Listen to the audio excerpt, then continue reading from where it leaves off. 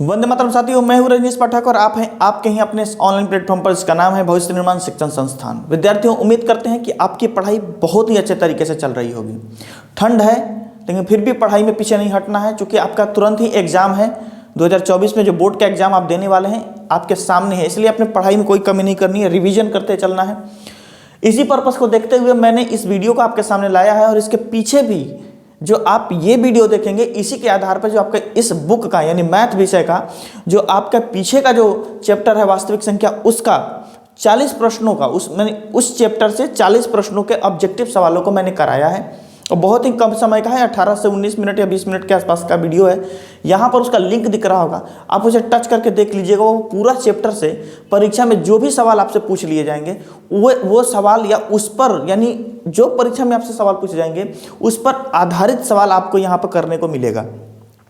मैं ये नहीं कहता हूँ कि जो यहाँ पर मैं करा रहा हूँ कि सेम एज इट इज़ सवाल परीक्षा में पूछ लिया जाएगा, लेकिन इसकी गारंटी जरूर है कि जो यहाँ पर कराया जाएगा आपको उस पर ही आधारित सवाल आपको परीक्षा में देखने को मिलेगा। क्योंकि मैंने हर उस प्रकार को सवाल को उठाया है जो कि आपको पीछे पूछा भी गया है और उस पर आधारित प्रश्नों को भी रखा गया है। तो आइए आप अपना कॉपी कलम लेके बैठ जाइए, और आज का ये सेशन में आप देखिएगा। आज का ये चैप्टर है बहुपद। कौन सा चैप्टर है? बहुपद, यानी आपके क्लास 10th का जो दूसरा चैप्टर है मैथ में, बहुपद पोलिनोमियल।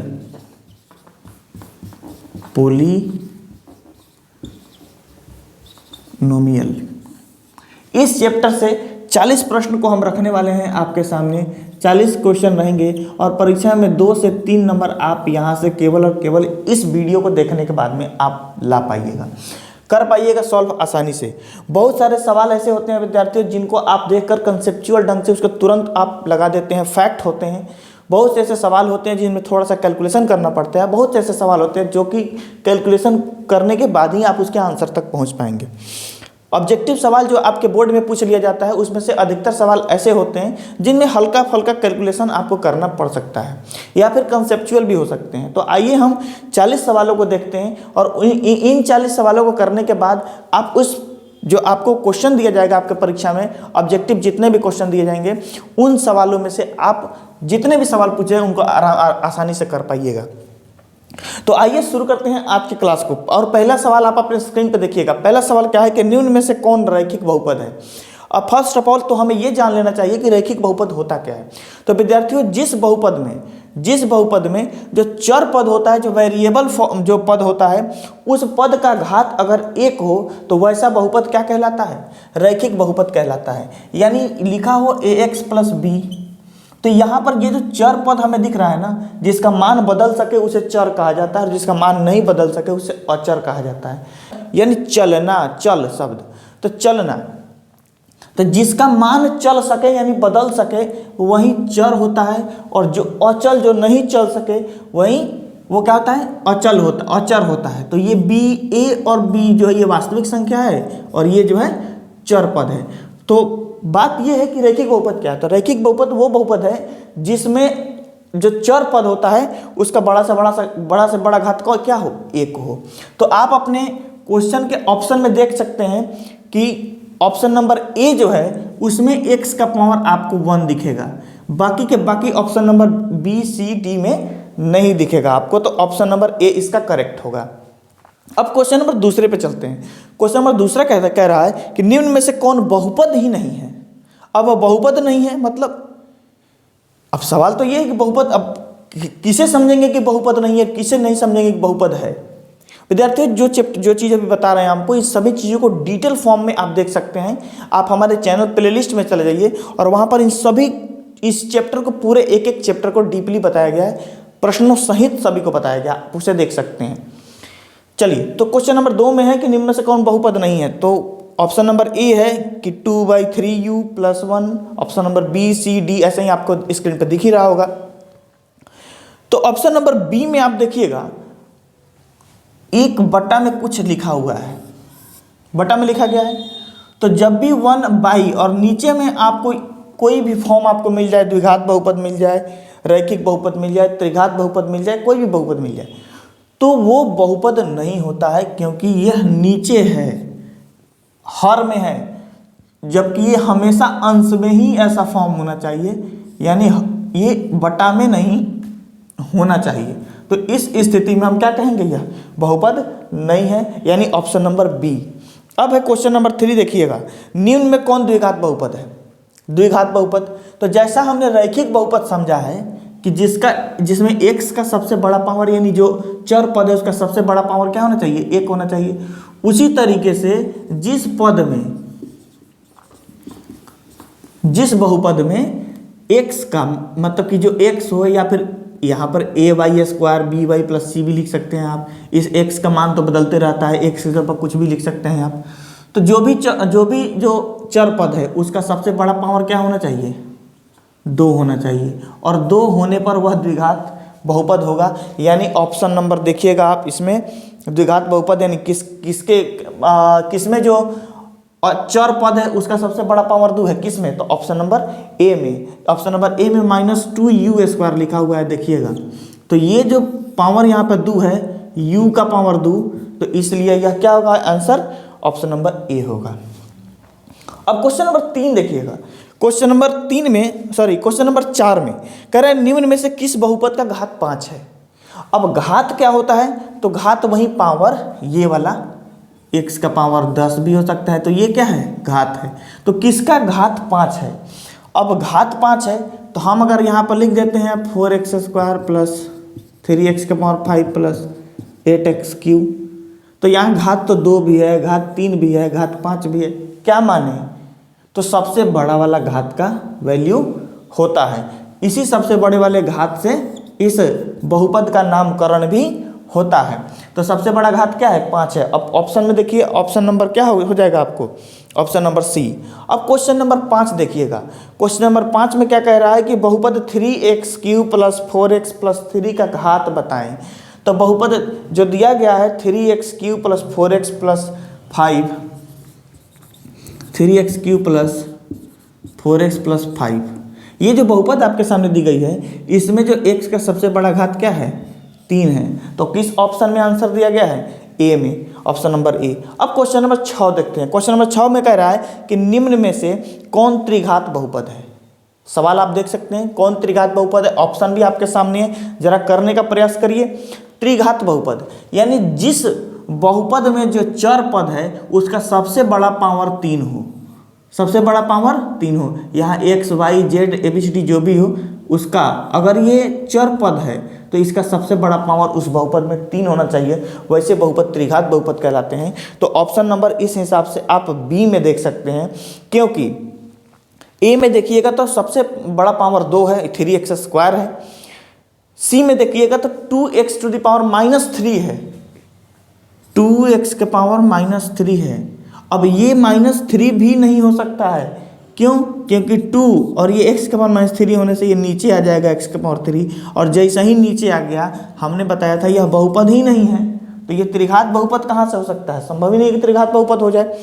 तो इस तरीके से ऑप्शन नंबर सी भी हट गया, और ऑप्शन नंबर डी में x⁻² है, वो भी नीचे आ जाएगा, तो ऑप्शन नंबर बी करेक्ट है। अब चलते हैं क्वेश्चन नंबर 7। यदि ax² + bx + c एक द्विघात बहुपद है तो निम्न में से कौन सत्य है। ऑप्शन यहाँ आपको ऑप्शन 4 दिख रहा है, कौन सा सत्य होगा, तो ये तो कंडीशन होता है कि ax² + bx + c यह क्या है, अगर एक द्विघात बहुपद है तो इसका ये a वाला जो फॉर्म है यह 0 के बराबर नहीं हो सकता है। बाकी b हो जाए c हो जाए इससे कोई दिक्कत नहीं है, लेकिन a कभी 0 के बराबर नहीं होगा यदि यह बहुपद द्विघात बहुपद है। तो आपको कह रहा है द्विघात बहुपद है तो a बराबर नहीं होगा 0 के, option number B. Question number 8, यदि px = x² + 2 है तो p0 क्या होगा। यदि px = x² + 2 हो तब कह रहा है p0 क्या होगा, तो x की जगह पर 0 हो गया, यहाँ भी x की जगह पर 0 रख देंगे +2, x का पावर 2 0 ही हो, 2 का पावर 0 का पावर 2 0 ही होगा, +2 बराबर यहाँ पर 2 आएगा। ऑप्शन नंबर किस में है जरा देखिएगा, तो ऑप्शन नंबर बी में। अब देखते हैं क्वेश्चन नंबर 9, एक घात वाला बहुपद कहलाता है। अब जिस बहुपद का घात 1 हो वह क्या कहलाता है, रैखिक बहुपद, तो ऑप्शन नंबर ए। अब देखिएगा क्वेश्चन नंबर 10 में। क्वेश्चन नंबर 10 में कह रहा है कि जिस बहुपद का घात 3 होता है वह क्या कहलाता है। तो अभी ये सवाल वही है, रिवर्स सवाल है। आपसे सवाल पूछा जाएगा त्रिघात बहुपद का सबसे बड़ा घात क्या होता है, जिस बहुपद का घात 3 होता है उस बहुपद को क्या कहते हैं। तो यही सवाल सब एक दूसरे में घूमते रहेगा, सवालों का पैटर्न चेंज होते रहेगा, ऐसे ही पूछा जाएगा आपसे बस। और आप उसी में हो सकता है कि अगर रिवीजन अच्छा नहीं हुआ है तो फंस जाएंगे। तो यहाँ सवाल देखिएगा जरा, तो इसका आंसर क्या हो जाएगा, त्रिघात बहुपद। अगर पावर 3 हो सबसे बड़ा तो कौन सा पद बहुपद कहलाएगा, त्रिघात बहुपद कहलाएगा। क्लियर। अब क्वेश्चन नंबर आपके सामने दिख रहा होगा 11, x के जिस मान के लिए px का मान 0 हो जाए क्या कहलाता है। यदि px बराबर कोई बहुपद दिया गया है x के फॉर्म में, कोई बहुपद दिया गया है और इस x के जिस मान के लिए इस पूरे पद का मान 0 हो जाए, वह मान क्या कहलाता है, शून्यक कहलाता है। क्या कहलाता है, शून्यक कहलाता है। तो उम्मीद है शून्यक समझ गए होंगे और इसका ऑप्शन भी आप कर लेंगे, option number B. Question number 12, px बराबर 3x + 4 दिया गया है और कहा जा रहा है शून्यक बताइए। तो अभी हमने कहा है कि जिस मान के लिए यह शून्य के बराबर हो जाए, तो हमने कुछ नहीं करना है, जो दिया है ना 3x + 4 उसको शून्य के बराबर कर देंगे ताकि हमें शून्यक निकल जाए। तो यहाँ पर 3x इधर रह जाएगा और 4 जो है इस 0 की तरफ जाएगा तो -4 हो जाएगा, चूंकि इधर प्लस में है तो इधर माइनस में। अब यहाँ पर x रह जाएगा और -4/3 हो जाएगा। यानी हमारे पास आंसर ऑप्शन देख लीजिए आप किस में है, -4/3। तो आपको ऑप्शन नंबर में दिख रहा होगा, देखिएगा जरा, सी में। अब क्वेश्चन नंबर 13, किसी द्विघात बहुपद का अधिकतम कितना घात हो सकता है। तो किसी भी बहुपद का घात बताना मुश्किल है, लेकिन आपसे सवाल में ये बात पूछा गया है कि द्विघात, कौन सा घात, द्विघात, यानी जिस बहुपद का घात 2 हो उसी को तो द्विघात बहुपद कहते हैं। तो किसी द्विघात बहुपद का अधिकतम घात क्या हो सकता है, 2 हो सकता है, उससे ज़्यादा नहीं हो सकता है। तो option number B. Question number 14 में है, अब इसी तरीके से विद्यार्थी आपसे सवाल पूछ देता कि किसी त्रिघात बहुपद का अधिकतम घात क्या होता है। समझ में आ रहा है बात, तो आप वहाँ पर क्या लगाएंगे, 3।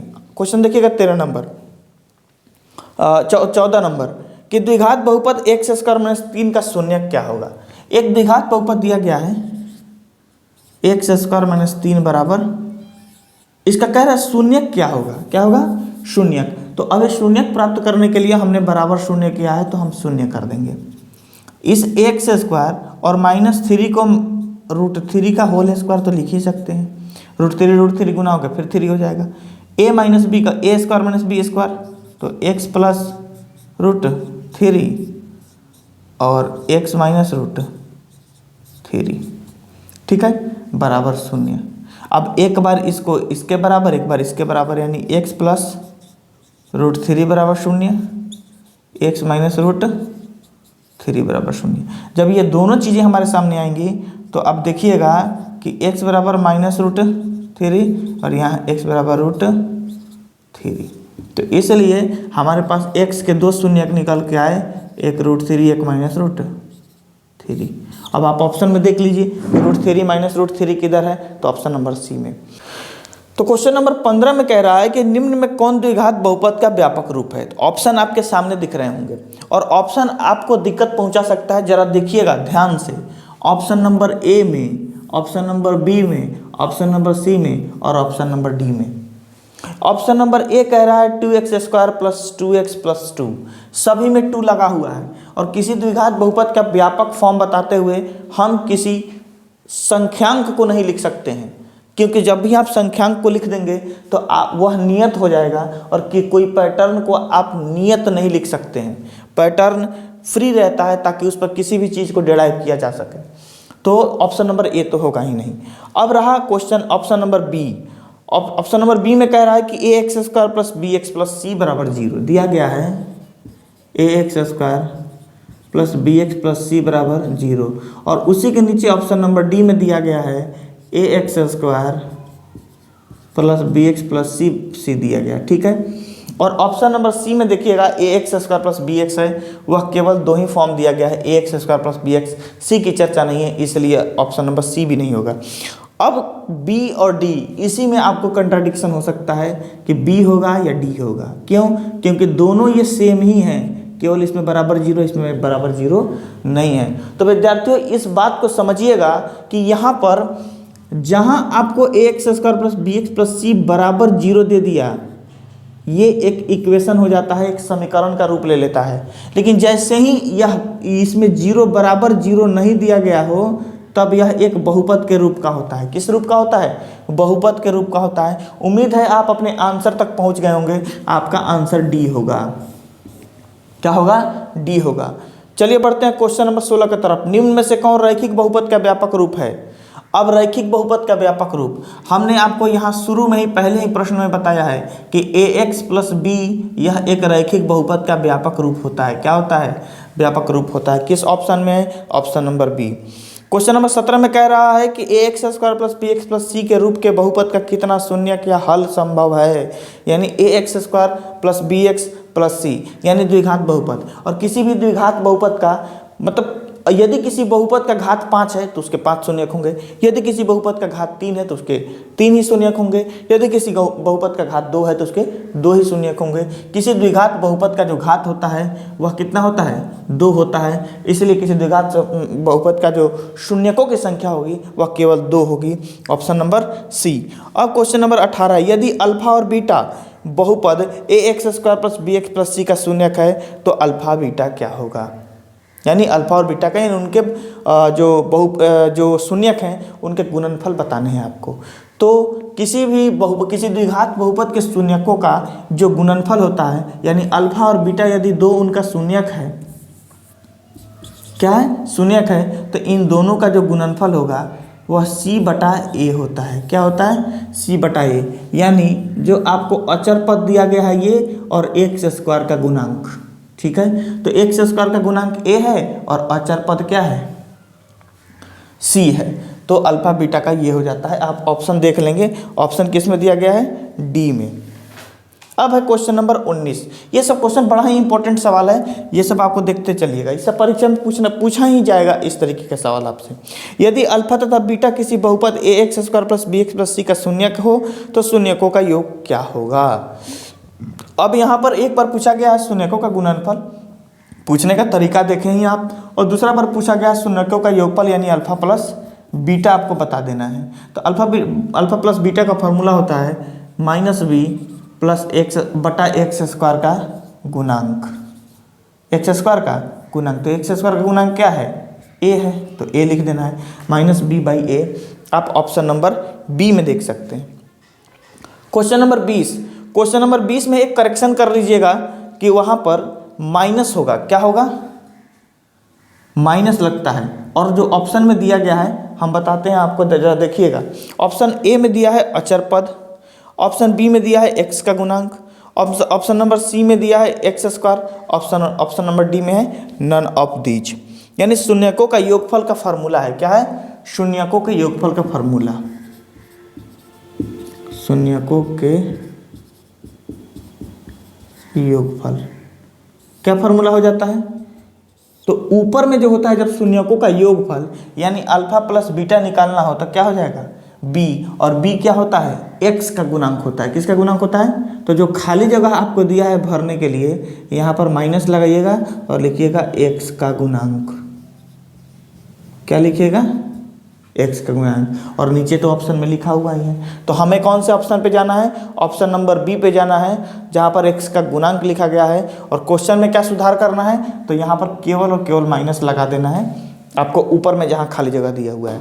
अब देखिएगा, आप चलते हैं क्वेश्चन नंबर 21 की तरफ। यदि किसी द्विघात बहुपद के शून्यकों का योगफल 1 तथा गुणनफल 1 हो तो बहुपद होगा।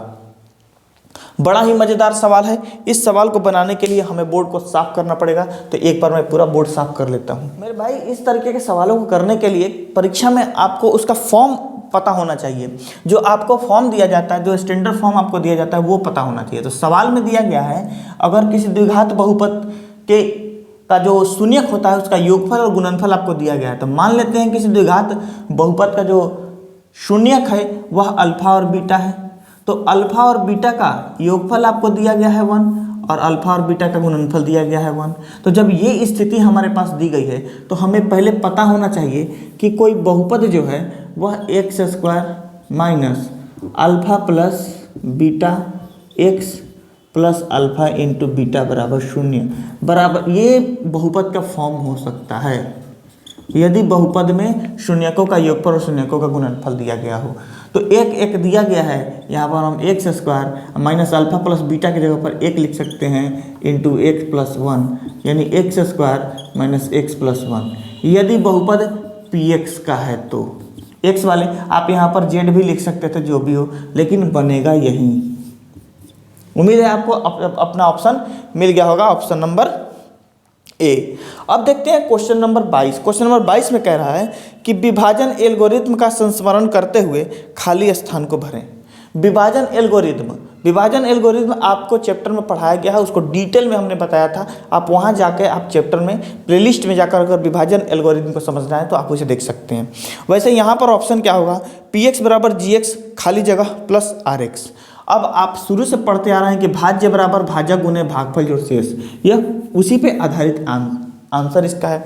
तो भाज्य बराबर यानी जो आपको पी एक्स दिया जाएगा, कहाँ गया है, पी एक्स बराबर जी एक्स दिया गया है और कोसेंट नहीं है, यहाँ पर क्या है, कोसेंट नहीं है, तो क्यू एक्स हो जाएगा। क्या हो जाएगा, क्यू एक्स आप प्लस आर एक्स रिमाइंडर होता है। तो क्यू एक्स छूटा हुआ है, आप ऑप्शन में खोज लीजिए क्यू एक्स कहाँ है, तो क्यू एक्स आपको ए में ही मिल जाएगा।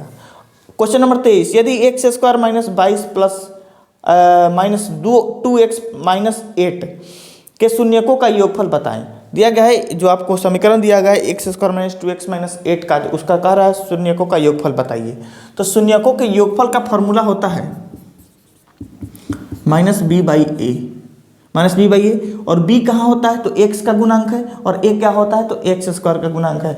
तो b का गुणांक कितना दिया गया है, माइनस b जो है b की जगह पर, यानी x का गुणांक कितना दिया गया है, -2, तो माइनस ऑलरेडी है और -2, और एक्स स्क्वायर का जो गुणांक जो a होता है वह 1 दिया गया है, तो minus minus plus 2। Option number कहाँ है, आप खोज सकते हैं, वह ऑप्शन नंबर आपको दिख रहा है बी में। अब देखते हैं क्वेश्चन नंबर 24, किसी बहुपद px के लिए y बराबर px का ग्राफ नीचे दिया गया है। क्वेश्चन आप देख रहे होंगे अपने स्क्रीन पे, एक ग्राफ दिया गया है, कहा जा रहा है कि px के शून्यकों की संख्या बताइए। अब px का शून्य कितना होगा, यानी y बराबर दिया गया है, y का समीकरण दिया गया है। आप जब भी x का मान रखिएंगे तो आपको y का मान निकल के आएगा। तो y और दिखाया गया है आपको इस तरीके का, आपको बना के कि पैरेलल, यानी ये जो x एक्सिस है, इस x एक्सिस के पैरेलल एक चिन्ह खींच दिया गया है, और इसी का जो समीकरण दिया गया है, जो आपको बहुपद जो दिया गया है, वह px y बराबर px दिया गया है। क्या दिया गया है, अब इस स्थिति में जब ये x के किसी भी बिंदु पे नहीं काट रहा है, तो x का जो शून्यकों की संख्या होगी px की, वह शून्य हो जाएगी। क्या हो जाएगी, शून्य हो जाएगी, मतलब ऑप्शन नंबर ए होगा। अब देखते हैं क्वेश्चन नंबर 25, यदि किसी द्विघात बहुपद का शून्यक अल्फा तथा बीटा है तो बहुपद होगा। हमने अभी बताया है, यदि किसी द्विघात समीकरण का जो शून्यक होगा, यदि अल्फा और बीटा हो, क्या हो, अल्फा और बीटा हो, तो बहुपद क्या होगा, x square minus alpha plus beta into x plus alpha beta, ये है, यही इसका आंसर होगा। आप ऑप्शन में देख लीजिए आपका कौन सा ऑप्शन आपको सटीक आंसर देता है, तो ऑप्शन नंबर ए।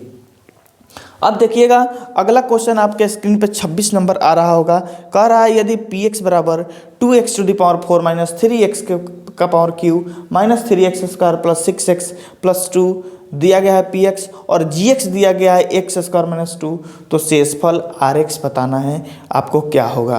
विद्यार्थियों, यह भाग देने वाला सवाल है, ऐसे भी परीक्षा में सवाल पूछ लिए जाते हैं जिसमें आपको बिना भाग दिए आप आंसर तक नहीं पहुंच पाइएगा। तो यहाँ पर आपको भाग देना पड़ेगा। भाग किस में देना पड़ेगा,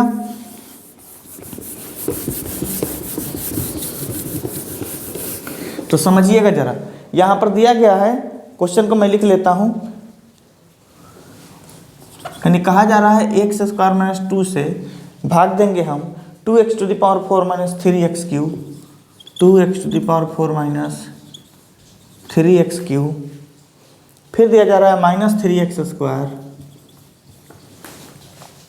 प्लस 6x माइनस 2, कहा जा रहा है कि इसका शेषफल बताइए, नीचे जो आएगा वो बताइए। अब भाग देते हैं हम, तो भाग देने का प्रॉपर वे में हमने अपने वीडियोज़ में सिखाया है, आप वहाँ से सीख सकते हैं। यहाँ पर भी इसे एक बार देख लीजिए।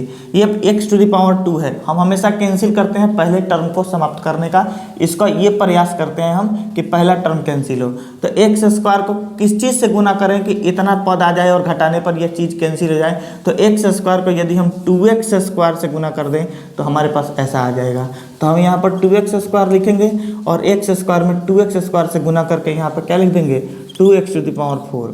अब जो रेस्ट रह गया -2x -2, तो -2 को इस 2x² में गुना करेंगे तो 2 दूनी 4 -4x² आएगा। यहाँ पावर 3 है तो x² वाले के सामने लिखेंगे -4x²।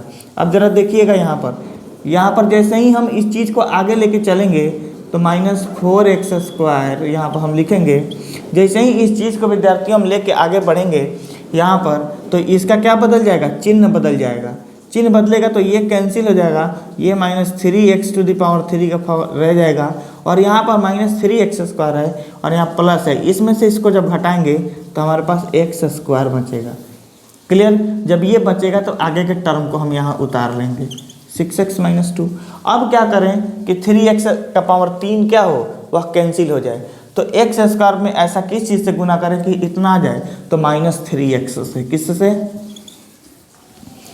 तो -3x² आ जाएगा, यहाँ पर x³ आ जाएगा और -3x से अगर इसमें गुना करते हैं आप तो माइनस माइनस प्लस हो जाएगा, 3 दूना 6x होगा तो +6x आएगा। अब यहाँ पर जब घटाएंगे तो इसका चिन्ह बदल जाएगा, ये कट जाएगा, ये भी कैंसिल हो जाएगा, हमारे पास x² - 2 बचेगा। जैसे ही x² - 2 बचेगा आप देख सकते हैं +1 से आप लगा देंगे, सेम यही आएगा x² - 2 और ये पूरा का पूरा पोर्शन कैंसिल हो जाएगा, नीचे 0 बचेगा। यानी रिमाइंडर हमें क्या प्राप्त हो गया, 0 प्राप्त हो गया। Rx की वैल्यू क्या प्राप्त हो गई, 0 प्राप्त हो गई। आप अपना ऑप्शन देख सकते हैं कि क्या ऑप्शन किस में दिया गया, तो ऑप्शन नंबर बी सही है। अब क्वेश्चन नंबर 27, यदि y = x³ - x² हो तो यह ग्राफ पर x अक्ष को प्रतिच्छेदित करता है। देखिएगा, ग्राफ पर जितनी बार x अक्ष को कोई चीज़ प्रतिच्छेदित कर देता है उतनी ही शून्यक, मतलब जितना शून्यक होता है उतनी ही बार वह प्रतिच्छेदित करेगा किसी ग्राफ पर। तो यदि यह 1 2 3 4 जगह किया है, इसका मतलब है कि यह 4 घात वाले बहुपद का क्या है, ग्राफ है। तो यहाँ पर जो बहुपद आप देख रहे हैं वो बहुपद है x⁻³ - x², यानी बहुपद का अधिकतम घात कितना है, 3 है। यानी जो x वाले जो पोर्शन पर वह काटेगा, जो शून्यक कितने होंगे इसके, तो इसके 3 होंगे और ये x वाले पोर्शन पर कितने बार आएगा, मात्र 3 बार, ये 4 बार नहीं करेगा। तो इसका क्या आंसर आपके सामने होकर आएगा, 3 बिंदुओं पर। अब क्वेश्चन नंबर 28, बहुपद x × x + 1 = x² 4x + 3 दिया गया है। कह रहा है ये कैसा बहुपद है ये बताना है आपको। ये बहुपद है तो कैसा बहुपद है, तो जो सवाल आपके सामने दिया गया है इस सवाल को आप कैलकुलेट करिए और जब कैलकुलेशन करिएगा इसका तो आपका आंसर निकल के आ जाएगा। क्या, कैसे कैलकुलेशन करना है, तो x × x + 1 दिया गया है। क्या दिया गया है, x × x + 1 बराबर x² 4x + 3। इस x से x में मल्टीप्लाई करिएगा, x² होगा x² 4x + 3। ये बराबर के इस साइड x², बराबर के इस साइड x² है, इसको इधर लेके आएंगे तो 0 हो जाएगा। x² में से x² जाएगा, 0 होगा। इस x को जब इधर लेके जाएंगे तब 4x में से x घट के 3x होगा और +3 होगा। यानी जो अब हमारे पास जो बचा, यह किस प्रकार का समीकरण बचा है हमारे पास में, तो क्या कहते हैं, रैखिक समीकरण बचा है। यहाँ पे बहुपद चैप्टर में समीकरण का सवाल है।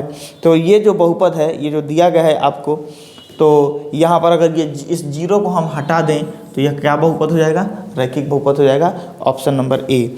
अब क्वेश्चन नंबर 29 है, यदि द्विघात बहुपद के शून्यकों का योग 5 हो एवं गुणनफल 12 हो तो द्विघात बहुपद होंगे। अभी हमने सवाल किया है एक वाला, ये वाला जरा ध्यान देखिएगा, ये एक वाला, ठीक है, उसी पे आधारित सवाल है। कह रहा है इनके गुणन क्या कहते हैं सवाल को, तो 5 दिया गया है शून्यकों का योगफल और गुणनफल दिया गया है 12।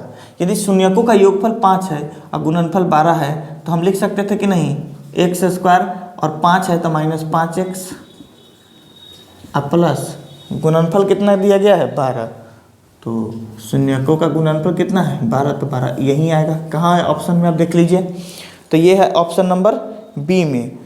अब है क्वेश्चन नंबर 30। अब सोच रहे होंगे कि सभी को प्रॉपर क्यों नहीं बना रहे हैं। इन सभी को प्रॉपर बनाने के लिए यह वीडियो है ही। इस वीडियो को आप एक क्रैश कोर्स की तरह देखेंगे, यानी थोड़े थोड़े पॉइंट को, जो मेन पॉइंट है उसे मैं बताते चल रहा हूँ ताकि आप अपने आंसर तक पहुँचें। ये वीडियो उन्हीं के लिए है जो पीछे के चैप्टर्स को अच्छे तरीके से पढ़ लिए हैं। ये जो इस चैप्टर को पढ़े हैं उन्हीं के लिए है।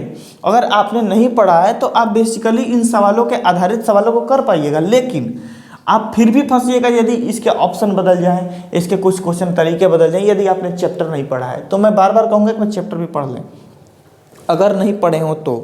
क्वेश्चन नंबर 30 में कह रहा है द्विघात बहुपद x square plus 3x minus 2 का शून्यक होगा।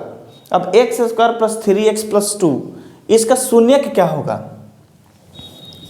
X square plus 3x plus 2, इसका शून्यक क्या होगा? तो इसका शून्यक प्राप्त करने के लिए इसको शून्य के बराबर करना होगा। और द्विघात जो गुणनखंड होता है, उस गुणनखंड पर जो गुणनखंड निकालने का हमने सिखाया है, उसके आधार पर जब करेंगे तो एक्स स्क्वायर या 3x 2x प्लस 1 x में बदल जाएगा और यहाँ पर 2 बराबर 0 होगा। जब इसे तोड़ेंगे तो x कॉमन निकलेगा और यहाँ पर x प्लस 2 होगा और यहाँ पर 1 कॉमन होगा और ये भी x प्लस 2 बराबर 0 आएगा। इस स्थिति में अगर हम देखेंगे, इस चीज़ को हम यहाँ ला रहे हैं, ज़रा देखिएगा। इस स्थिति में हम देखेंगे तो ये x है और x प्लस 2 यदि बाहर निकाल लिया जाता है तो हमारे पास x प्लस 1 बचेगा बराबर 0। दोनों को यदि 0 के बराबर करते हैं तो एक बार x बराबर -2 आएगा, एक बार x बराबर -1 आएगा। ठीक है, तो -2 -1 या -1 -2, x का जो शून्यक होगा वह ऑप्शन नंबर डी में आपको दिख रहा है, -1 -2। अब है क्वेश्चन नंबर 31। यदि द्विघात बहुपद x square minus x plus 4 के शून्यक अल्फा और बीटा है तो अल्फा प्लस बीटा बताइए। द्विघात बहुपद आपको दिया गया है और आपको दो शून्यकों का योगफल पूछा जा रहा है आपसे, और कहा क्या जा रहा है कि इसका अल्फा बीटा क्या है? शून्यक है। तो शून्यकों का योगफल का फॉर्मूला होता है -b/a। क्या होता है? शून्यकों के योगफल का फॉर्मूला -b/a, यानी अल्फा प्लस बीटा का यही फार्मूला होता है। तो -b कहाँ है? तो जो आपको दिया गया है ना, जो आपको बहुपद दिया गया है एक्स स्क्वायर माइनस एक्स, क्या बहुपद दिया गया है? X square minus x plus 4। तो यहाँ पर x का गुणांक जो होता है वह b होता है। क्या होता है? b होता है। तो यहाँ पर क्या है? -1 है b का वैल्यू और x के गुणांक का वैल्यू 1 है, तो -1 आ जाएगा। तो जैसे ही b के जगह पर -1 रखिएगा तो माइनस माइनस प्लस 1 हो जाएगा अब बटा 1, यानी इसका रिजल्ट 1 होगा। आंसर क्या हो जाएगा? 1। कहाँ दिया गया है इसका ऑप्शन में आप देख सकते हैं, तो ऑप्शन नंबर सी में इसका आंसर दिया गया है। अब चलिए देखते हैं इसका क्वेश्चन नंबर 32। क्वेश्चन नंबर 32 में कह रहा है यदि अल्फा तथा बीटा किसी द्विघात बहुपद x square minus 3x plus 5 का मूल हो तो 1/x plus 1 alpha plus 1 beta बताइए। यानी अल्फा और बीटा क्या है? द्विघात बहुपद का मूल बताया जा रहा है। एक बार मैं बोर्ड को साफ कर लेता हूँ।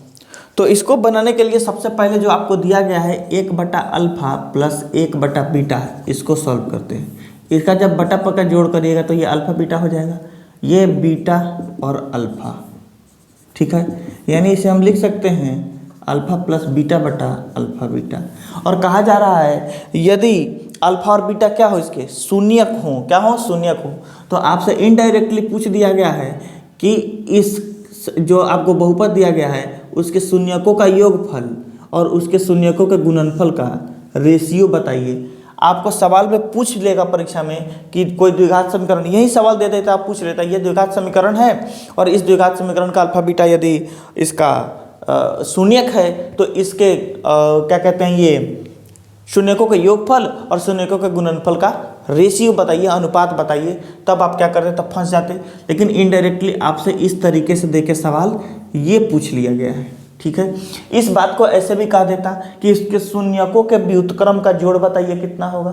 समझ आ रहा है बात? तो शून्य का व्युत्क्रम करते उसके बाद जोड़ करते। तो इनडायरेक्टली सवाल आपसे ऐसे पूछ लिया गया है। अब अल्फा प्लस बीटा बटा अल्फा बीटा, तो अल्फा प्लस बीटा आपको सवाल क्या दिया गया है जो द्विघात समीकरण दिया गया है आपको x square minus 3x plus 5 यही दिया गया है। अब जरा देखिएगा तो जो हमारे पास जो यही दिया गया है तो अल्फा प्लस बीटा यानी माइनस बी बाई ए अब बटा अल्फा बीटा क्या होता है सी बाई ए, ये ए और ए कैंसिल हो जाएगा minus B by C, B के जगह पर क्या है -3 तो -3 आएगा और सी के जगह पर क्या है 5 तो माइनस माइनस प्लस 3/5 क्लियर। यानी 3/5 आपके किस ऑप्शन में दिख रहा है तो ऑप्शन नंबर बी में दिख रहा होगा आपको 3/5। उम्मीद है आपको बात समझ में आ गई होगी। अब सवाल है 33 नंबर। 33 नंबर सवाल में कह रहा है कि निम्न में से कौन बहुपद नहीं है। बहुपद नहीं होने के लिए शुरू में ही मैंने बताया है यदि पावर जो होता है ना, पावर हमेशा एक वास्तविक संख्या एक पूर्णांक होता है। पावर क्या होता है एक पूर्णांक होता है और पावर कभी भी जो होता है माइनस में नहीं होगा, वो भी नहीं होगा। ये सब कंडीशंस होती हैं किसी बहुपद के नहीं होने के लिए कि यदि पावर एक पूर्णांक में नहीं है तब भी यह बहुपद नहीं है, पावर यदि क्या कहते हैं आपको इन माइनस में है तब भी बहुपद नहीं होगा। यानी हम 2x के पावर -1 लिख के ये नहीं कह सकते कि ये बहुपद है, ये बहुपद नहीं है, यह बहुपद नहीं है क्योंकि बहुपद के स्टैंडर्ड फॉर्म पर यह अपना जो रूप होता है वो ले ही नहीं सकता। तो जो है जो क्वेश्चन दिया गया है आपको पहला जो है -2 है ऑप्शन में, दूसरा है b x⁻⁻1/2। जैसे ही b का पावर x का पावर -1/2 हमें दिखा, हम यहीं पर काट देंगे कि नहीं बी ऑप्शन ही सही होगा, यही बहुपद नहीं है। अब क्वेश्चन नंबर 34 में चलते हैं। क्वेश्चन नंबर 34 कर रहा है यदि किसी द्विघात बहुपद का एक शून्यक -1 हो तो उसका एक गुणनखंड होगा। यदि किसी द्विघात बहुपद का एक शून्यक -1 हो तो उसका एक बहुपद होगा। तो मान लेते हैं x पद का द्विघात समीकरण होता तो शून्यक यानी x की वैल्यू हमें निकल के आती 1, यही सवाल कह रहा है। तो इस एक को उठा के अगर इधर कर दें तो x -1 बराबर 0 हो जाएगा। क्या हो जाएगा 0। तो उसका एक तो गुणनखंड होता है, ये क्या होता है गुणनखंड, ये होता है x -1। तो ऑप्शन नंबर क्या हो जाएगा उसका, आपको x शून्यक -1 दिया गया है तो शून्यक -1 दिया गया है तो यहाँ माइनस होगा और जब इधर आएगा तो ये प्लस में बदल जाएगा। किस में बदल जाएगा प्लस में, x+1 option number C. Question number 35 कर रहा है यदि किसी बहुपद px का एक गुणनखंड x+2 हो तो px का एक शून्यक क्या होगा। यानी कह रहा है कि यदि एक गुणनखंड x+2 हो, यही सवाल को रिवर्स में पूछ लिया गया है तो x की वैल्यू क्या होगी यानी शून्यक क्या होगा ये पूछ रहा है। तो जो जैसे ही कह रहा है कि यह एक गुणनखंड है तो गुणनखंड को एक बराबर 0 करेंगे तो x बराबर -2। देख रहे हैं रिवर्स बन रहा है कि नहीं बन रहा है, बन रहा है रिवर्स। तो यही सवाल है, बस पूछ लिया गया है। ऑप्शन जो है आप देख सकते हैं ऑप्शन नंबर सी। फिर आपको सवाल दिया गया है 36 नंबर, किसी बहुपद के 3 शून्यक होते हैं उसके अधिकतम कितने घात हो सकते हैं। यदि कोई बहुपद के 3 शून्यक होंगे तो उसके अधिकतम घात भी 3 ही होंगे क्योंकि जितने घात अधिकतम होते हैं उतने ही शून्यक होते हैं। इसका आप देख सकते हैं कौन सा ऑप्शन है, option number C. Question number 37 यदि किसी बहुपद के शून्यकों का योगफल 0 हो तथा शून्यकों का गुणनफल √15 हो तो आंसर तो कह रहा है तो बहुपद होगा। फिर कह रहा है शून्यकों का क्या दे रहा है आपको, योगफल 0 दे रहा है और गुणनफल क्या दे रहा है √15। तो इसी तरीक़े से जो हमारे पास जो स्टैंडर्ड फॉर्म होता है ax² - alpha plus beta x plus alpha into beta ये होता है। तो इस जगह पर हम ax² अल्फा इंटू बीटा, तो ax² जो होता है हमारे पास में, तो हमारे पास दिया गया है कि बहुपद हो तो a मालूम नहीं है तो हम अगर बहुपद होता तो x² लिखते, ठीक है, और माइनस क्या यहाँ पर अल्फा प्लस बीटा, क्या है alpha plus beta. Alpha plus beta कितना दिया गया है, शून्यकों का योगफल 0 दिया गया है। क्या दिया गया है 0, तो 0 में 1 से गुना करेंगे तो मामला ही 0 हो जाएगा। प्लस क्या दिया गया है √5 दिया गया है अल्फा बीटा, यानी गुणनफल कितना दिया गया है √5। हमारे पास x² प्लस √5 आता है। यदि a 1 होगा तब ये स्थिति होगी, a बदलेगा तो यहाँ भी बदलेगा, यहाँ भी आके ये a की वैल्यू लिखी जाएगी। वैसे ऑप्शन के हिसाब से आंसर क्या होना चाहिए सी। अब क्वेश्चन नंबर 38 किसी रैखिक बहुपद के 3 घात संभव हैं। किसी रैखिक बहुपद के कितने घात संभव हैं, किसी रैखिक बहुपद के कितने घात संभव हैं। तो रैखिक बहुपद का स्टैंडर्ड फॉर्म ax + b होता है। अब बताइए इसमें घात कितना संभव है, तो 1। एक ही घात संभव है, ऑप्शन नंबर बी हो जाएगा करेक्ट उत्तर। क्वेश्चन नंबर 39 कि 4u² प्लस 8u के शून्यकों का योगफल क्या होगा। 4u² प्लस 8u के शून्यकों का योगफल क्या होगा। तो शून्यकों का योगफल अल्फा प्लस बीटा जो होता है वह -b/a होता है। b की जगह पर 8 है, -8/a की जगह पर 4 है, कैंसिल होगा -2। आंसर क्या होगा -2, option number C. Question number 40 t² - 15 के शून्यकों का गुणनफल क्या होगा। t² - 15 के शून्यकों, फिर आपके सामने एक द्विघात समीकरण दे दिया गया t² - 15 कहा जा रहा है, इसके शून्यकों का गुणनफल क्या होगा, यानी अल्फा इंटू बीटा क्या होगा। तो c/a, c की वैल्यू है -15 और a की वैल्यू √5 है या 15 है, 15 है। तो -15 और a की वैल्यू 1 दी गई है, इसलिए आंसर -15 ऑप्शन नंबर ए में दिया गया है। आप देख सकते हैं ऑप्शन नंबर ए में। विद्यार्थियों, इस तरीके से आपने पूरे वीडियो को देखा है, बड़ा ही पेशेंस से ही सभी सवालों को आपने किया भी है और आगे भी हम इसी तरीके से आपके सामने वीडियो को लेकर आते रहेंगे। उम्मीद है आप अपनी पढ़ाई को निरंतर बनाए रखिएगा, आसपास में सफाई रखिएगा, बड़े बुजुर्गों का आदर करिएगा। मिलते हैं आपसे अगले वीडियो में इसी जोश जुनून के साथ। तब तक के लिए आप अपनी पढ़ाई को बनाए रखिएगा। वंदे मातरम।